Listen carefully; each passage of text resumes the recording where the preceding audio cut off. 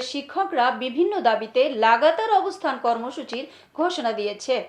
Desk report, সাথে আছি আমি রীতা শ্রাবন্তী।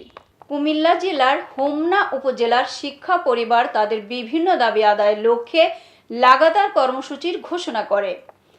বদলি, বাড়ি ভাড়া, চিকিৎসা ভাতা, অন্যান্য দাবি দেওয়া নিয়ে গত বৃহস্পতিবার সকাল 7টা থেকে হোমনা উপজেলায় অবস্থান কর্মসূচি পালন করা হয় এবং কর্মসূচিতে সকলের একাত্মতা প্রকাশ করে 10টা জাতীয় প্রেস ক্লাবের উদ্দেশ্যে রওনা হন।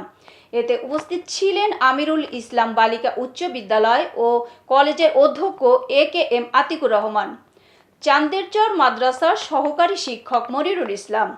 এছাড়াও উপস্থিত ছিলেন রামকৃষ্ণপুর KKRK উচ্চ বিদ্যালয়, কামাল স্মৃতি বালিকা উচ্চ বিদ্যালয়, হোমনা কফিল উদ্দিন পাইলট বালিকা উচ্চ বিদ্যালয়, হোমনা আদর্শ উচ্চ বিদ্যালয়, রেহানা মজিদ মহিলা কলেজ, অনন্তপুর মহিলা মাদ্রাসার সুপার সহ উপজেলার সকল শিক্ষা প্রতিষ্ঠানের প্রধান শিক্ষক ও সহকারী শিক্ষকবৃন্দ অংশগ্রহণ করে।